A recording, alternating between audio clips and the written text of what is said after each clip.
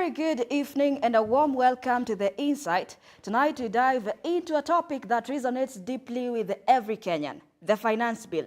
This bill has stirred passionate debates and sparked nationwide protests, reflecting concerns and aspirations of our diverse communities.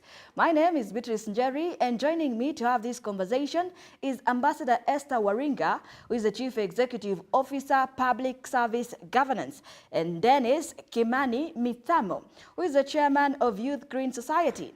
Do keep your comments and questions coming in through our SMS line 21144 and GBS TV Africa on all our social media handles. Now, the ongoing demonstrations have taken a twist from the norm as young people sought to be directly involved. Dubbed Occupy Parliament, Kenyans took to the streets in Nairobi to protest over the proposed high taxation in the Finance Bill 2024. The revolution began on social media, with Kenyans expressing their views and discontentment with the bill.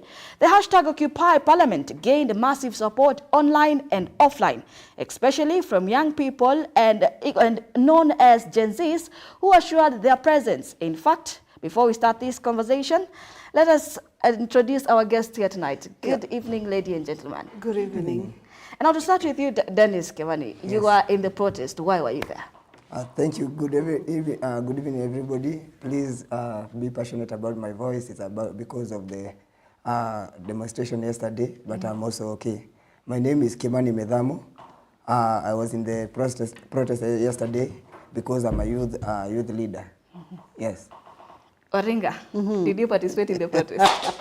Of course not, as we are behind the curtains there, trying to give solutions to the country, because our youth need to be heard. Our youth form a big percentage of the population of this country, and I must say that they are strategic stakeholders of government, so they must be listened to. Otherwise, you continue fighting as a country.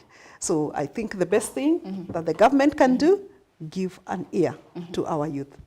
So we are behind the bus there, trying to give solutions to the Republic of Kenya and trying to make sure that people, and especially government, do what they're supposed to do towards ensuring that the finance bill this year incorporates everyone and it takes care of everyone. Like, for example, whatever the Constitution of Kenya says that the sovereign power belongs to the people of Kenya, including the sovereign power to be able to transform the nation of Kenya through finance bill and through other instruments of governance. So listen to them, don't ignore them. This is a superpower, the power of the Gen Zs.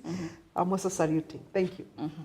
And we have seen this Finance Bill 2024 spark a lot of reactions, not just in Nairobi, but around the country. And in fact, before we even continue with the conversation, let us look about how it went down yesterday in Nairobi. Okay.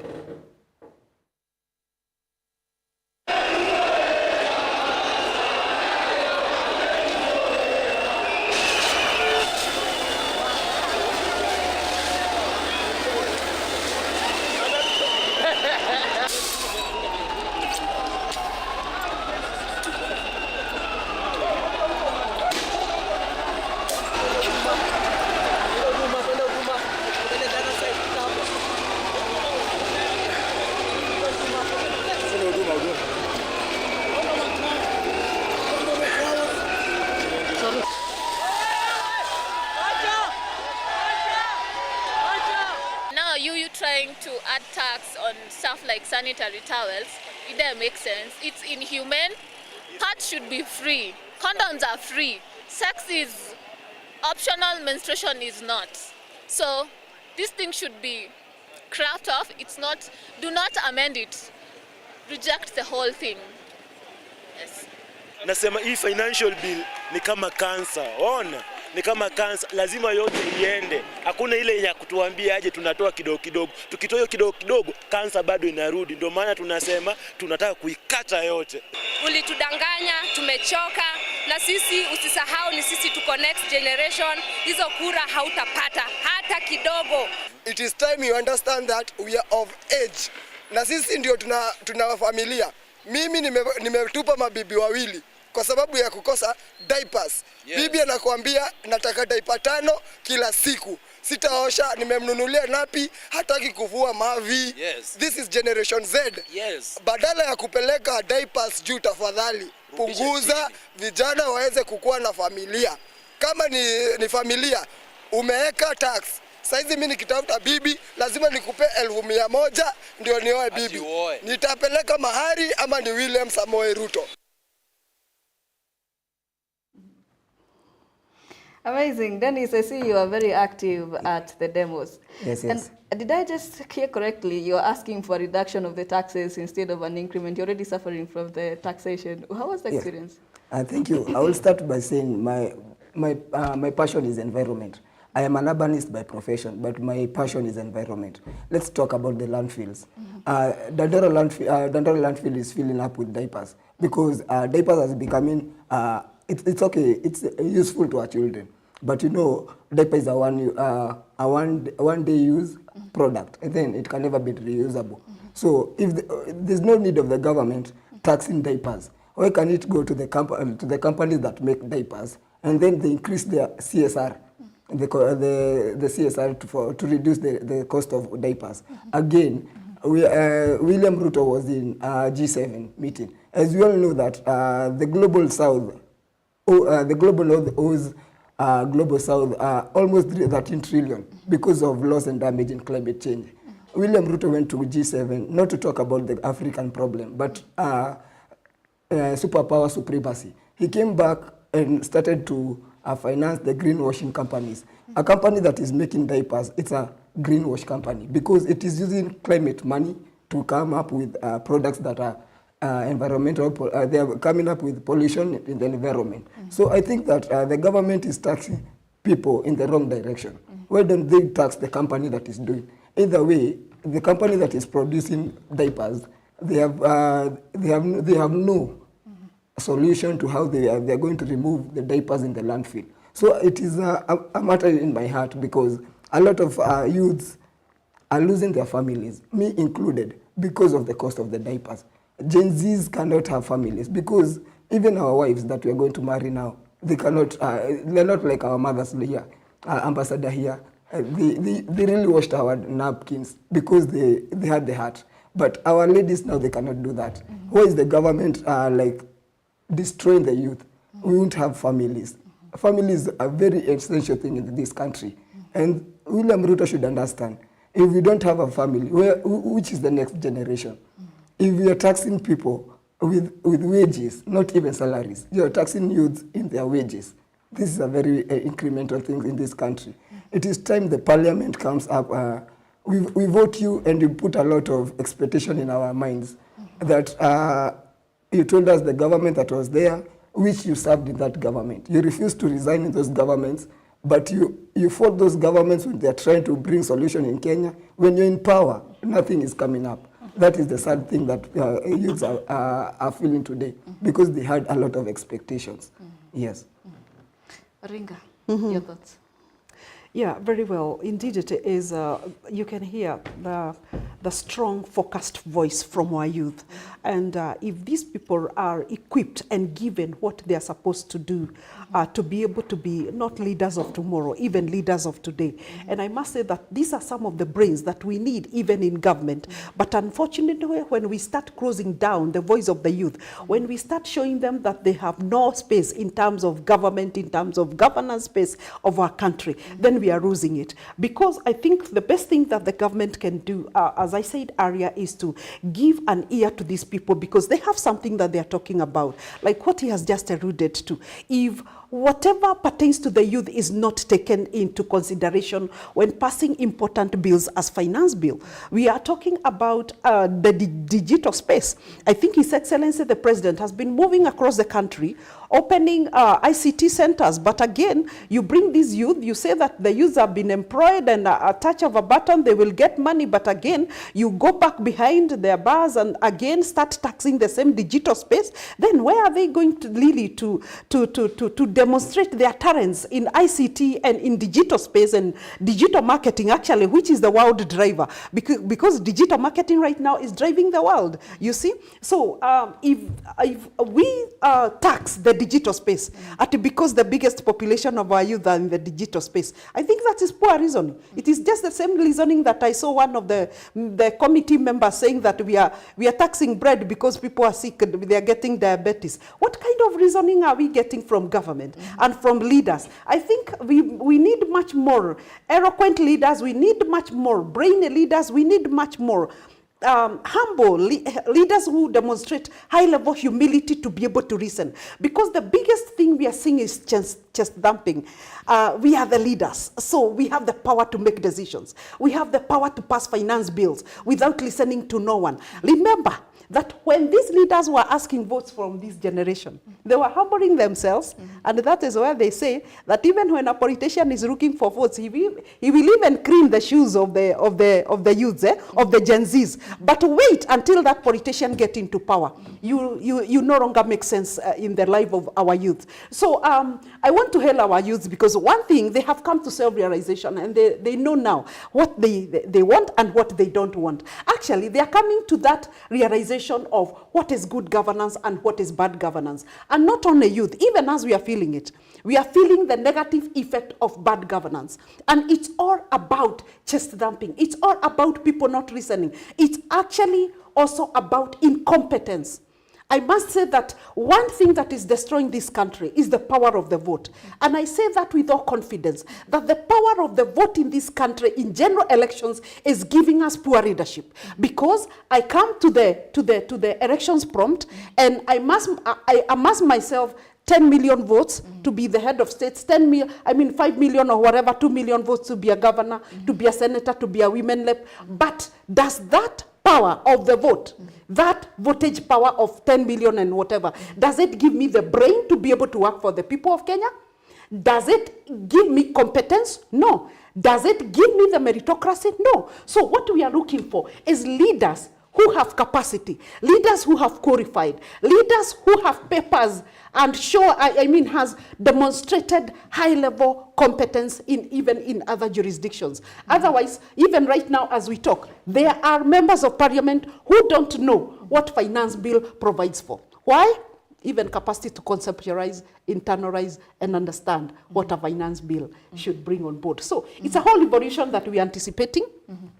We are anticipating total change of I must say, leadership, the way thinking, understanding who is a leader, understanding what is leadership, understanding what we mean by good governance, because many leaders we have right now, I think they don't understand what we mean by good governance. And I think we need to do a lot of capacity development if we are to go on with even our members of parliament.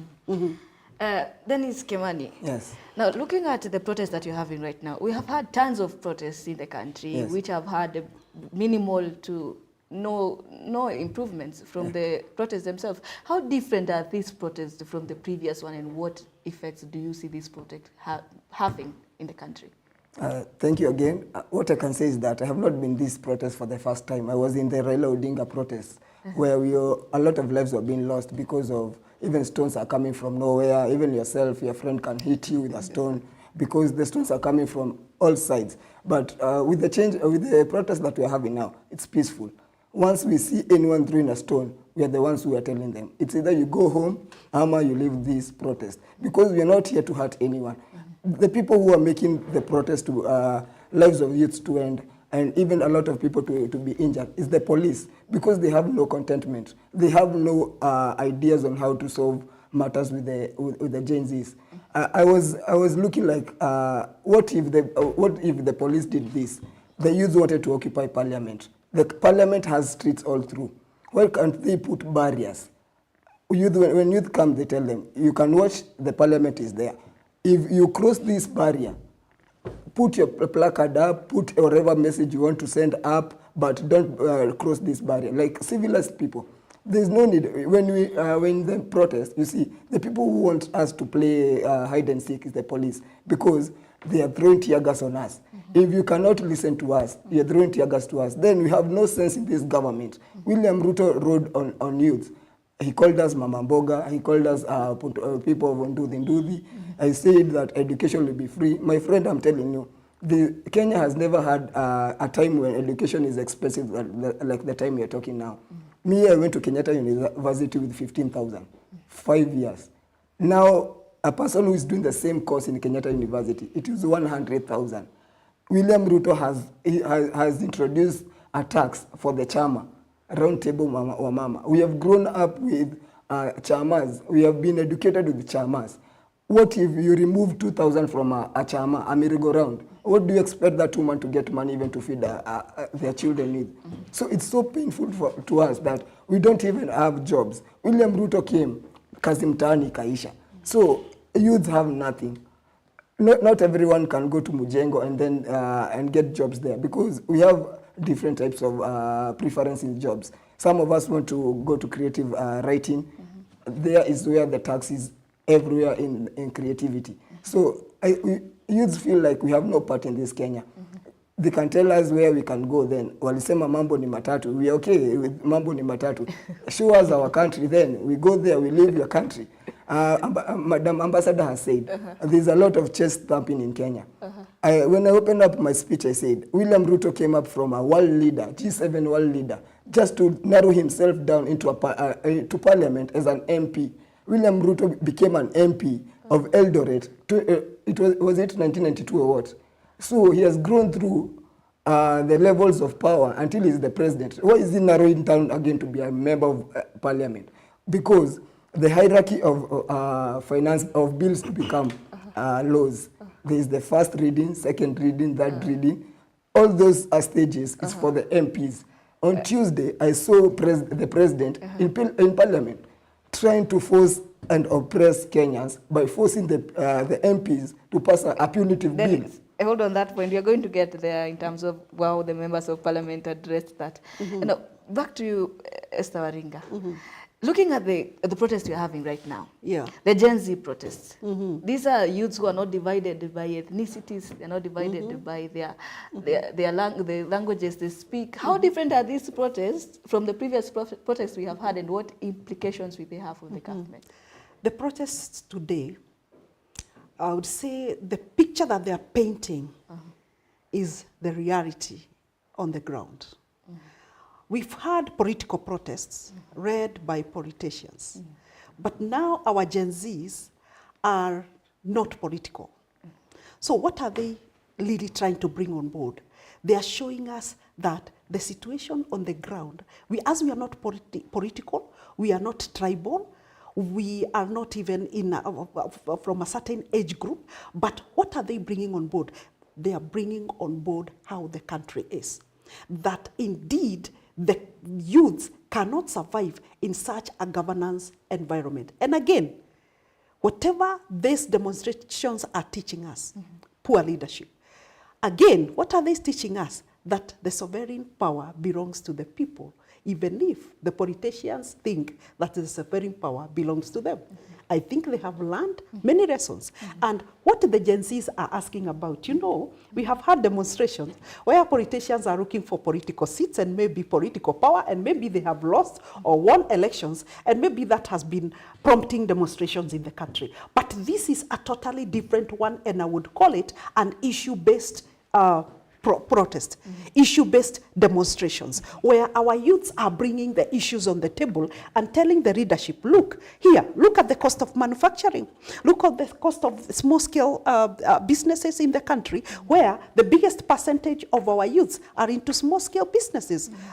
And they are just explaining and expressing to the government that we cannot run our small-scale businesses. We cannot go into digital space because of the high taxation.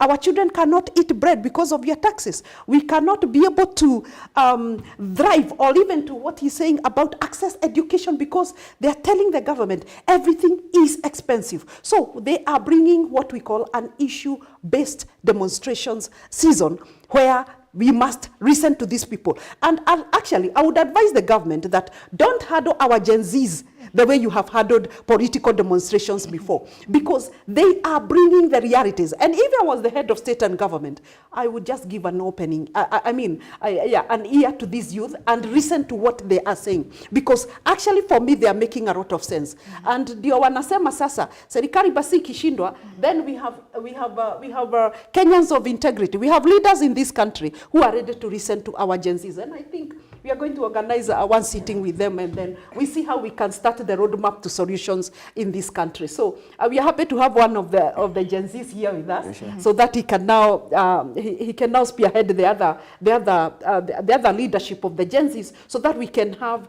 I always believe in come let's reason together. Come let's reason together. Which way forward? But when we just dump and stand on top of vehicles and we are saying, pass that bill, pass that bill. Come on, who are you telling? I think our leaders must be able to demonstrate proper leadership and be role models. We have not yet as a country defined who is a leader, because a leader must be a role model to our youth. But if you climb on top of a car and you're saying, put petition in your bill so that we can have water, we can have education, that is not the way to address our youth. The way to address them, come, let's reason together. So I think they are committed to. Well, before I go to that, I would want to say that as a result of, initially when the demonstration started, we had the finance bill as it was during the first reading, yeah, with the eco levy, with the bread, with the motor vehicles taxation. But when the Gen Zs prompted these issues, as I have said, that it is an issue-based demonstration season, then of course we saw what happened. But they were reduced, or some of the taxes were removed. But now the question is, was it just hoodwinking? Was it just playing around? Or these guys were serious? Although on the other hand, I understand they went to the Minister of Transport, and I mean, not the Minister of Transport, they added 9% to some form of taxation somewhere. So it's like some games we are playing around. And I must ask also to our members of parliament, within a day, you had removed some of the taxes. Were you not serious when you are drafting the first bill? Because if you are serious, you should have justified and maybe not moving so quickly to remove. And how are you going to fill the gap? Yeah. So many questions are being asked here and there. So we really have a journey. And I think the demonstrations are telling us something. And we are reading so much from this. And we are reading that we can also have issue-based demonstrations in the country that can be able to impact good governance in the country. Thank you.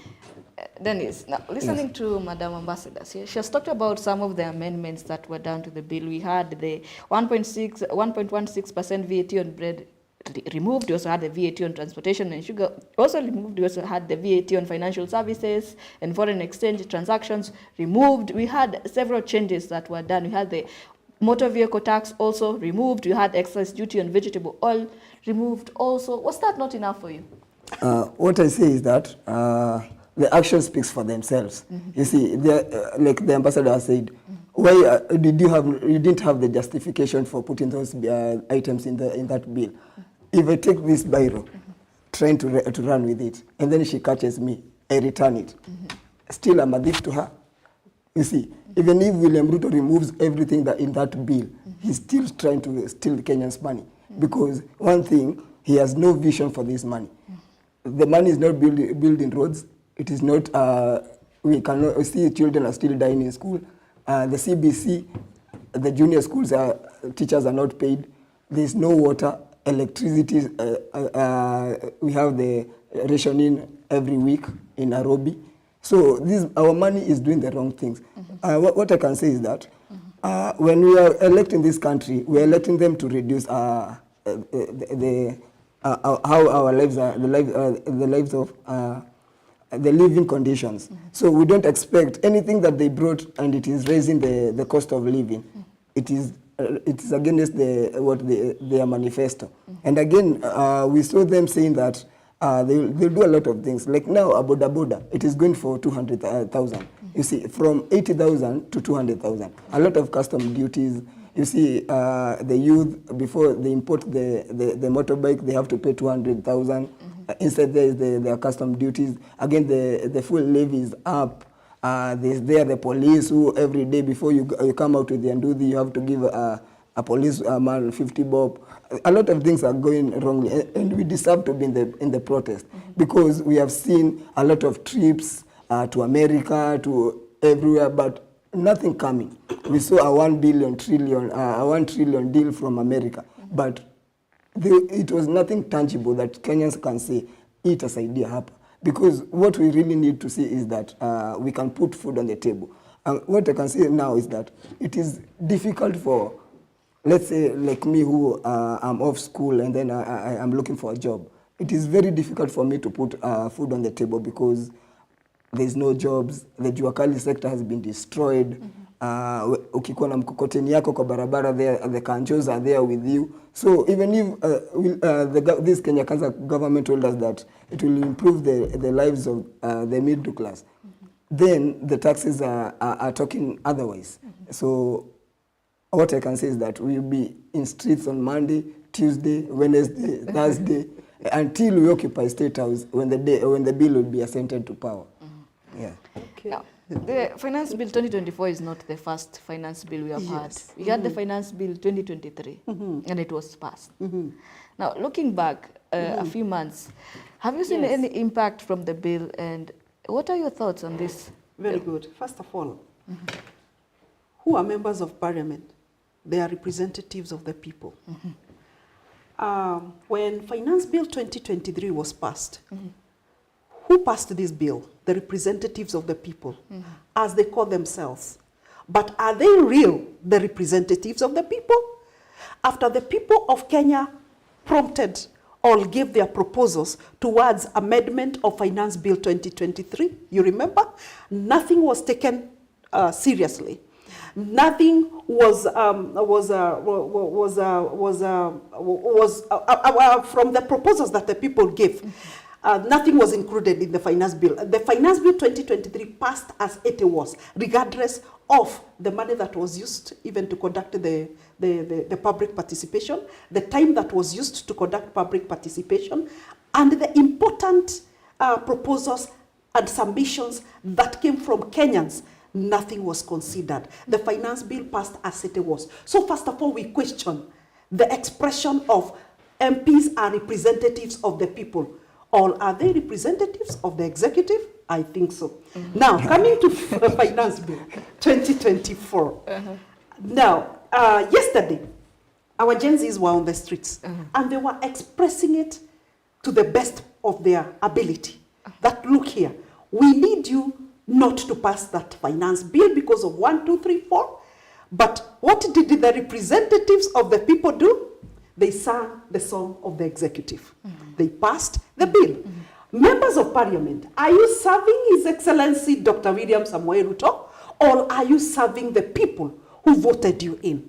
And that is why, actually, that brings me closer to who do we elect into State House and who do we elect in Parliament, who do we elect in our county assemblies. Because if this time, and not if, they have already failed to represent the people. And that is why the Gen Zs are on the street. Because if members of Parliament represented Wanjiku, if members of the Parliament represented the Jay-Zs very well in the Finance Bill, and not only in Finance Bill, I must bring to their attention that all the bills that have been that has been passed into Parliament in the recent future, they are all geared towards crapping for the executive, impressing the hearts of the executive, and singing the song of the executive. Now, including the Finance Bill. So, let us define, going further, what do we mean by representative of the people? Now, if this goes on, then we introduce the Kenya Bila Uchaguzi Bill, because election is failing us. These members of Parliament, we take a lot of time to elect them. How much money do we spend to do general elections in this country? Right now, we're in the process of impeaching all of them, all elected representatives. Are we Kenyans getting the value for the money that we spent to elect these people? No, we are not getting the value. So what are we talking about? Corrupts of a system. So we are ready to take it up. Gen Zs, tuko tayari kufanya kazi. That is. What I can add on that is that we have not elected. There are no representative of the people there. It is representative of the corrupt. because like someone like Anaitwa Kakombe, the Katondo South MP, he can never say no to that bill because he already shot someone, so he has a case for murder. So how do you expect him to drop that bill, and then the government will after him? I will add something on that.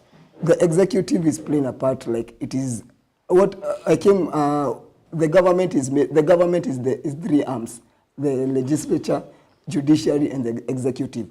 Why is the executive overwhelming the other and overshadowing the other arms of government? Because judiciary is an equal of the executive, and that's why I think I can buy the idea of Okiya Mtata. He says that it is time that we release the executive the mandates of the National Treasury at chapter 12 of the Constitution about public finance. It does not, and it did envision that the National Treasury will be under the executive.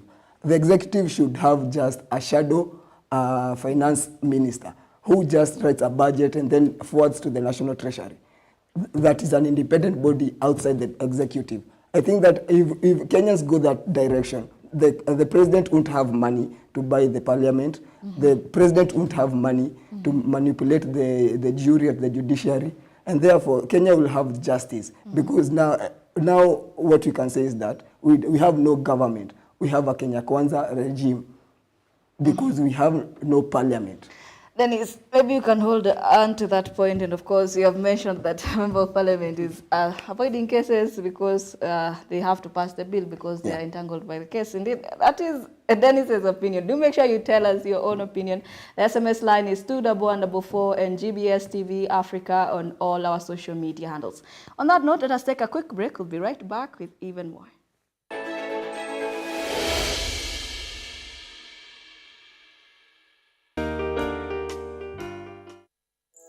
Now, for our viewers, they've had this over the past few weeks.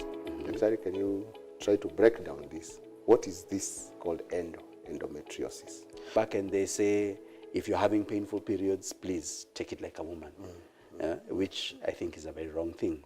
Is there a particular age group among women that experience this so much? Or it's just for at any time of age life? In our area of the world, we tend to find more severe forms because of poor health-seeking behavior. So if you have a problem, please don't spend forever before you come starting to look for help. Viewer who is asking, what is the relationship between endometriosis and ovarian cancer? Many people confuse to be just a painful menses rather than endo. So how can you differentiate the two? The story that this lady comes with. So what's the background story? How long has this pain been there? Has it been getting worse?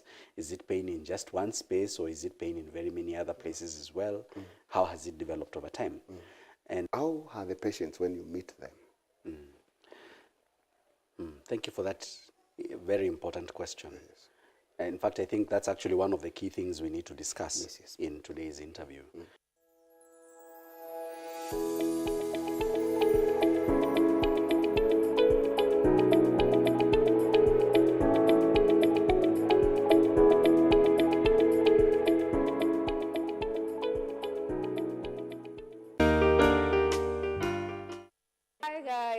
Welcome to the Youth Hub, the show that gets your groove on. Mahali nikakula chapati ya brown haina sukari. Alafu nikatoka hapo nasikia nimechoka hadi mgongo, siwezi panda stairs. Kumbe nilikuwa nimeanza kuzeeka. Kumbe kuanza kula tu. They can do follow up. Lakini unapata hii alifanya in secret, imeshatokea. So even the boy anaogopa kujitokeza. But what about today? What about the modern fathers? Modern fathers ni yeye mwenye anaweza amua I'm going to babysit, ndio wamesema.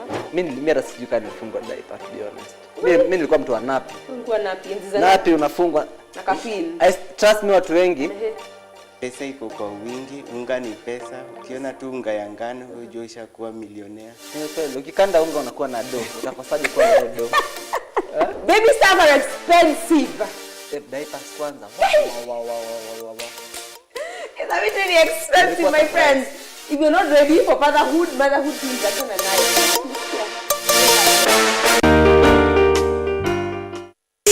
Your best moment as a and your worst moment as an artist? Sijui nilikuwa nafikiria. Nilimtext by the way. Sikujua ni yeye but nilitext. Ulikuwa unamuongelelea Nilijua maybe ni customer amenitafuta. Sisi ni tissue. Ni tissue. Hizi ni tissue. Na udugulu. Watu mnatazama huyu ni nani? Because by the way kuna hidden meaning. There is a hidden meaning. Hata ungekuuliza ungeniambia ni queen. Queen wa wapi huyu? Hii art ni biro black na blue. Ile nichukua 4 months kuimaliza. Ukiona hii tribe ametoboa mdomo, hii design ako kwa ndoa. John, what will you do if ungeshinda jackpot sai? Kucheza na matope.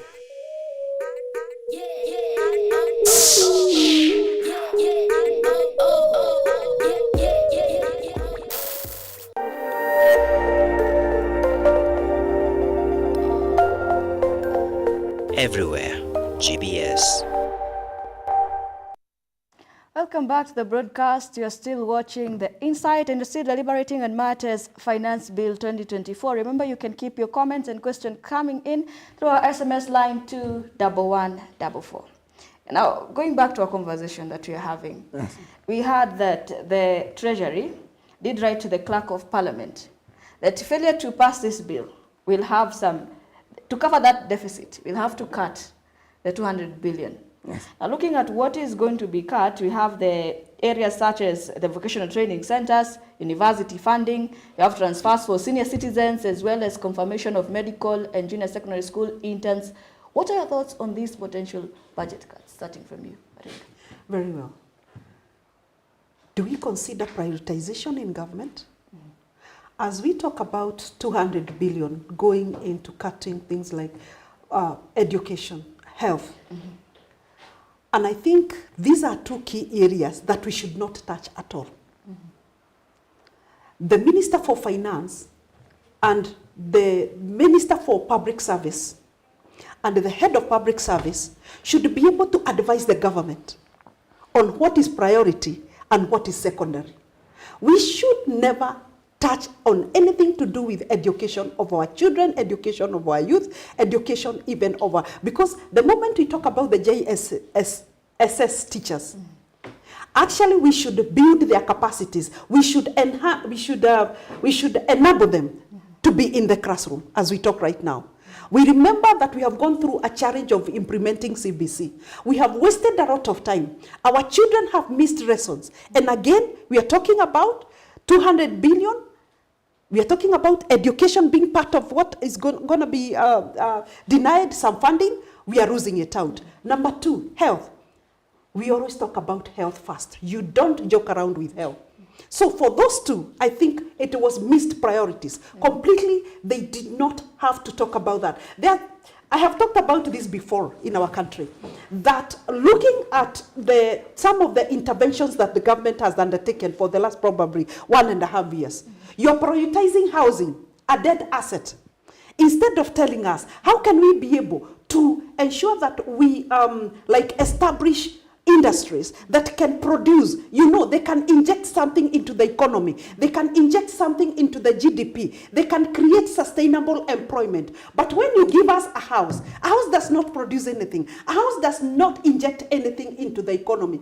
Now, this is the same case that we would want even to advise to those who are saying that we are going to reduce on the JSS, we are going to reduce on the health sector, we are going to reduce on funding of our education sector. Please, we request that we don't hear this anymore. And the government must be serious with what they are doing. This is poor leadership. And I request the government from all the agencies, before they release any statement into the public, before you tell us that you are going to deny funds to JSS, you are going to deny funds to our health sector, you're going to deny funds maybe to our other important sectors. Think of what you are saying. There are some things that you can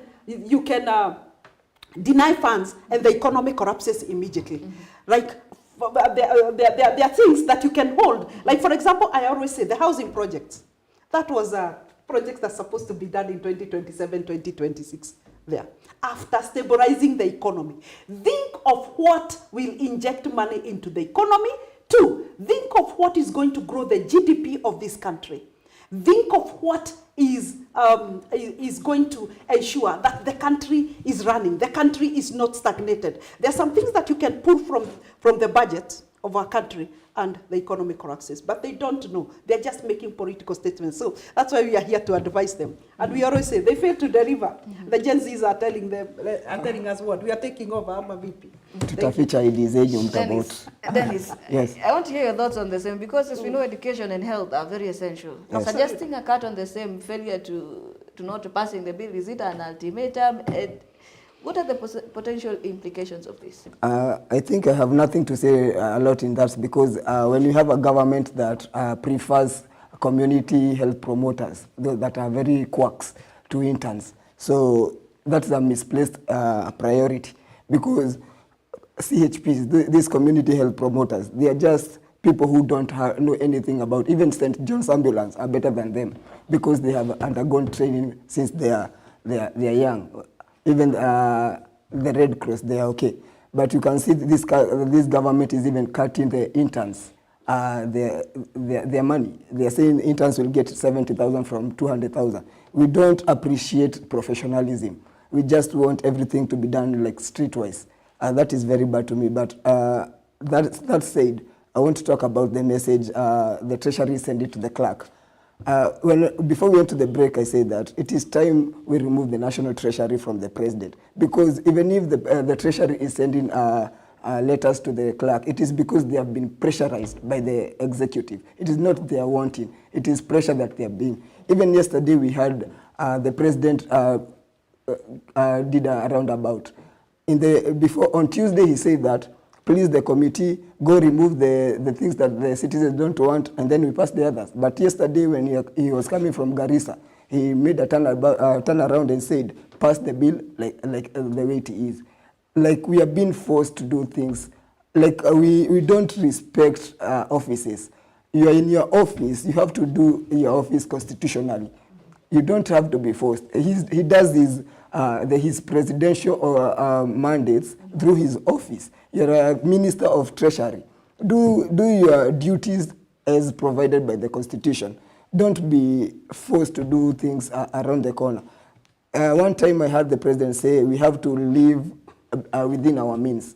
How can we live within our means? Like today in the morning, the Permanent Secretary to Interior, Amolo, was in Ole Sereni. Ole Sereni, 2 hours is 10,000 a sitting.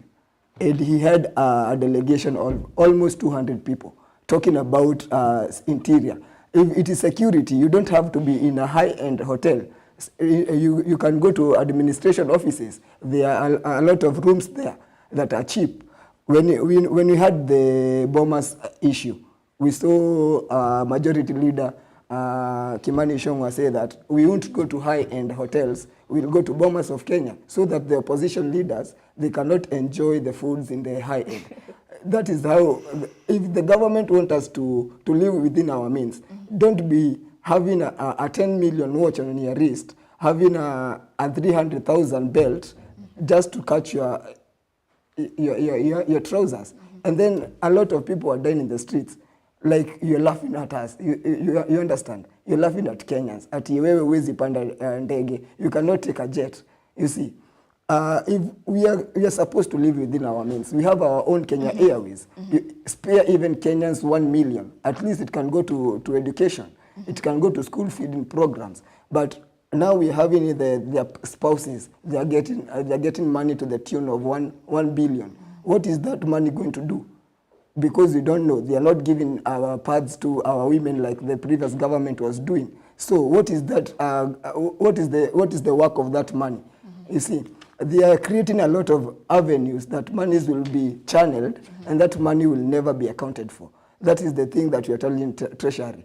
As far as you're telling us you're collecting, in the finance bill, they are giving KRA the power to infringe our rights. That the KRA can see when I send you 100 shillings, I have really sent you 100 shillings. And they can infringe on that and tax you even on the M-Pesa. Monies that you send your children, they want to tax that money. That is how this government is taking monies from all corners. If they are able to channel money to one account in the e-citizen, like you know. Now all public government services are paid through e-citizen. That money is going to one account. Why can't they channel votes to one account? When the people are voting in Bunge, we can see the votes as they stream in. So the government is doing things misplaced. It's like they are laughing at us, like you cannot do, like Madam Ambassador started by saying, you're chest thumping, like I'm the president, yeah? You cannot do nothing. Okay, we give, we raise, we surrender, you're the president. We cannot get you. Kama tulishindwa even to reach the parliament because of the of the Kenya police who are a lot of there. We know we cannot reach you, but we can reach you through this TikTok that you're telling us. We are going to the CBD because of TikToks. It's okay. We are going for likes, but those likes are coming when you put something that is changing the community. If we go there for protest, it will get likes because we are demonstrating a government that does not feel the power of the people. Oringa, we had before you comment on that, because time is sadly not on our side. Yes. We had a passing of the first reading of the bill. Right. 204 versus 115, 204 in favor. Now, listening from Dennis, he has said that some members of parliament are pressured. Do you bear the same thoughts, and what are these members of parliament afraid of? This is it, and this is what I alluded to before, that who are you representing? Are you representing the executive, or are you representing the people who voted you in? Yeah. Did I see one member of the parliament who said that you people of my constituency voted me in, yes, but I have to listen to the president? Is it the president who voted you in, or is it who are you representing? We have to keep asking those questions, that it's a high time that the members of parliament come to self-realization. Why are they in parliament, and who voted them into parliament? Do they understand their mandate while in parliament? Do they understand what we mean by representation of the people? Because what they're supposed to do, each and every member of parliament must be able to understand the development dynamics of where they come from, and bring whatever gaps are existing in those jurisdictions into parliament. And that is now what should be able actually to form the government budget. Whatever is coming from the floor of parliament in terms of development from various jurisdictions should be able to inform the budget of the country. Even I wonder, why do they have to go through rounds about the revenue allocation? It is very, very simple. The poverty index, the gaps that are existing in development of each and every jurisdiction. How much education, or how many classrooms do we need in Northeastern? How many roads do we need in Nyanza? How much industrialization do we need in Coast Province? These are some of the debates that we want to hear. But unfortunately, our parliament is about who is who. Our parliament is about who are we supporting. Our parliament is manipulated and influenced by the power of money. And I think I agree with the Gen Zs. If they don't come to realization, self-realization, they just have to go home. Because as a country, we cannot continue paying them. How much are we paying these members of parliament to be sitting in parliament to discuss bills? And then they discuss bills, taking 2-3 days, and then they sing the song of one man in this country. This cannot continue like this. What we would want to hear going forward from now in parliament is to discussing real issues that are affecting our people in the country. As we talk today, how many families are sleeping hungry? As we talk today, how many children are out of school? Remember, we have just come from floods. Right now, you go to schools. Some schools have not yet recovered. There are no classrooms.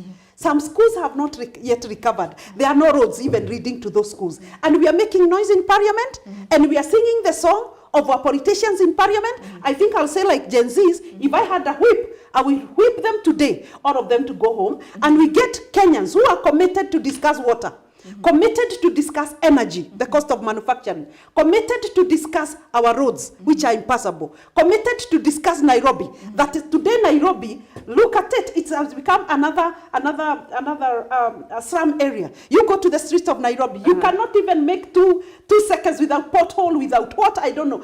Mismanagement of government. Tafadhali. If they fail to manage government, we are very serious that we are taking over. And I won't cheat you. What? We are very ready. We are equipped. Kenyans CEO, tuko tayari. I know. Madam CEO, you know, time is not on our side. I know. Things must work in Kenya.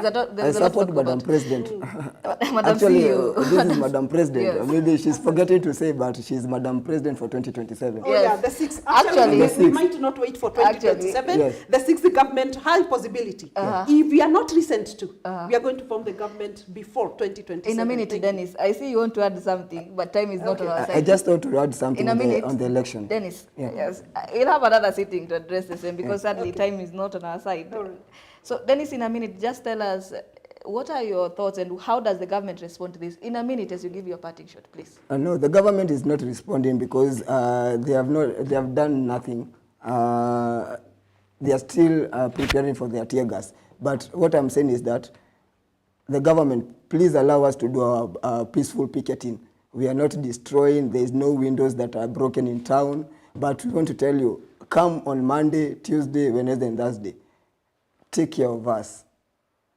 Come and protect us as we demonstrate, because we are not fighting. We are fighting for the future of Kenya, and we are fighting for the future of our children. That is the only thing I can tell the government. We are not fighting you because we don't love you. We are, most of us like us, we are telling the government, hear the sounds of the critics.